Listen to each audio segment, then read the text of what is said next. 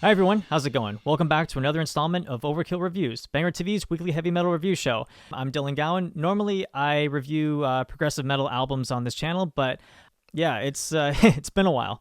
And if you haven't done so already, please subscribe to our YouTube channel and be sure to check out our Patreon campaign. What have I been doing throughout this whole pandemic? Well, I've been here just practicing writing, demoing songs, and just trying to stay as busy as possible.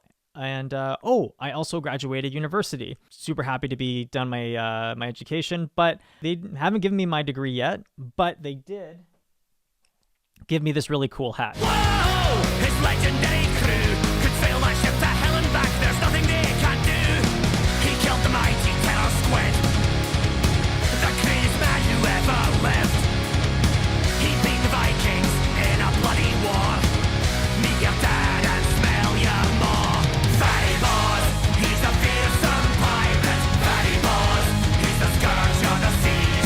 Fatty Boss, with the black flag flying, plundering, pillaging, spreading disease. It's the brand new record by Alestorm called Curse of the Crystal Coconut, which is out today on Napalm Records. In a press release, the band had to say that this may or may not be a reference to the Donkey Kong Country TV show. Yeah, it totally is.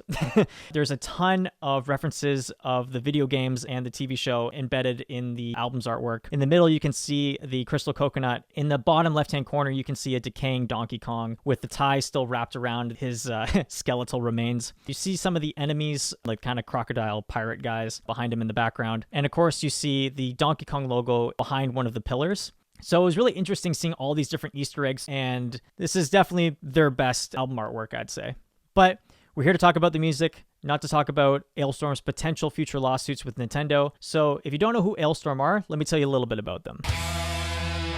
The band formed in 2004 in Perth, Scotland, and hey look, we got a Scottish flag in the background. The band went by Battleheart between 2004 to 2007, and once they signed with Napalm Records, they changed their name to Alestorm for their first release, Captain Morgan's Revenge. After their debut record, they become the quintessential pirate metal band and been very loyal to Napalm Records considering that this is their sixth release with the label. What's great about Alestorm is that they're able to incorporate tons of different elements into their songwriting, whether it be folk metal, thrash metal, even a little bit of death metal that's thrown in. And they incorporate that with sea shanties to kind of give it their unique sound. The group really prides itself on their live performances, which make them such a fan favorite when it comes to festivals. How they put on like this just insane show, and they helped popularize the kind of rowing pits. I mean, sometimes it's just borderline between cringy and hilarious. What I also really appreciate about Alestorm is how they don't take themselves too seriously, but they take the music very seriously. From what I gathered from interviews is that this is their more experimental record. Is it good? Is it bad? Let's find out. So the album starts off with two of the band's singles that they've already released, which is Treasure Chest Party Quest and Fanny Baz. By the way, look up Fanny Baz on Urban Dictionary because I can't say the definition of it on air or else we'll get demonetized. What I love about these two songs is that they're kind of in a typical Alestorm fashion, how they've got really fast, gallopy guitar riffs. They got a lot of melody. They got such a bombastic chorus. And it's definitely one that's a kind of a call response with Chris and the other members of Alestorm. And they just kind of have this really fun atmosphere that they bring into these two songs, which make it a very memorable songs to begin with, how you can just chant back like Treasure Chest Party Quest. And it's kind of goofy. And the drop that they do in the chorus after that, where it's like this brief rest and they jump back in. It's almost like you're going through a roller coaster and then you're just about to like finally go down the big steep part of the ride. It's like that moment when you're listening to that song. So it's those really cool subtle things that they do in a lot of their songs that make it very memorable and very catchy. And it's it's an overall great start to the album. Fanny Baz also has a really great guitar solo. It's got really kind of thrashy, heavier riffs, kind of like reminiscent of early Megadeth. So if you're an old school thrash fan, you can really find appreciation in a song like Fanny Baz. Both of those songs really grab your attention right away, and you're pretty much all in on this album if you're really familiar with Alestorm's sound. Then eventually you get into Chomp Chomp, which is more of a folk metal kind of style song, how it sounds very familiar to Fintroll. In fact, there's a lot of sections in this song that's really reminiscent of Underberget's Rots by Fintroll. With this track, you're wondering if they are playing ripoff or paying homage. As we go further into the album, we eventually end up with Tortuga, which is probably one of the most polarizing Alestorm songs, I would say, because it starts off with this really kind of epic marching band intro, and it gets into this big epic section before it completely drops, and it starts by becoming a gangster rap song. I am not joking. There's like steel drums, there's the fake snare, there's the kind of typical synthesizer sound that they incorporate in a ton of rap songs. And at first I'm kind of like, what the hell is this? It's one of those songs where I needed to listen to it over and over again to have a greater appreciation for it. This, I guess, was kind of in reference to them experimenting more with their sound and incorporating all these different things. And it was kind of a matter of time before they really started to incorporate more, I guess, like rap elements into their song, especially after them doing that Hangover cover. But yeah, overall, it's an okay song. It's got a cool cameo from Captain Yarface of Rumahoy, but I was kind of hoping that he would do some more stuff in that song instead of doing that kind of really weird rapping section in the middle.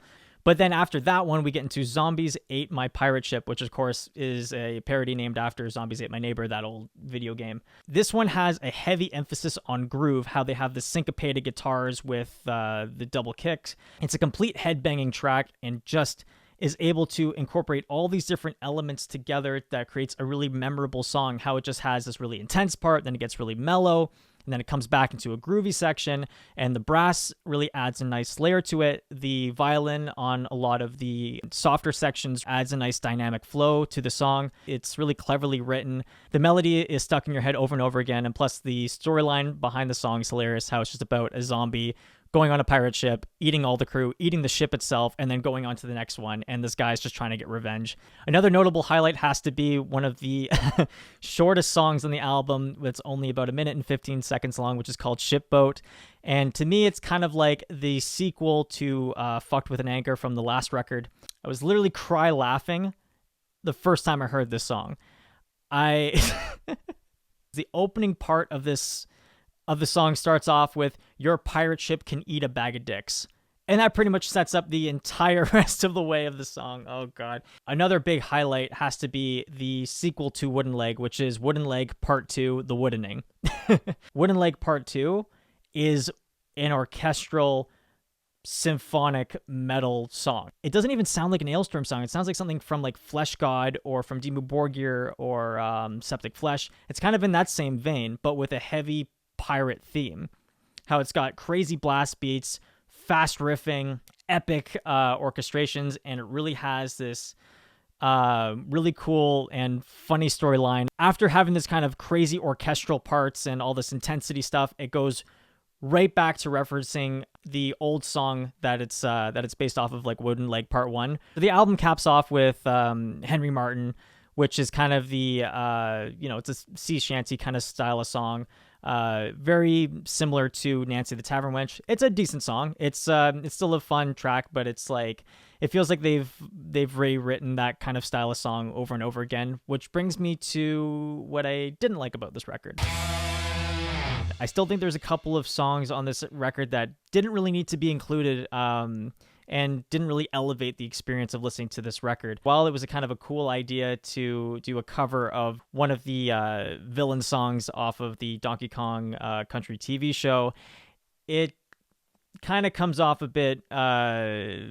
It's not really my favorite. That's what I'll really say about it. But hey, it's not their song, so the worst song on the album is a song that they didn't write. So there you go. And While Call the Waves is a decent song. It sounds too similar to Stradivarius. The lyrics are really positive, which is awesome, but it just felt like it didn't really need to be on the record because it just felt like it was just dragging out to the next really good song on the album. But anyways, I could have done without those two songs, but other than that, the album's great.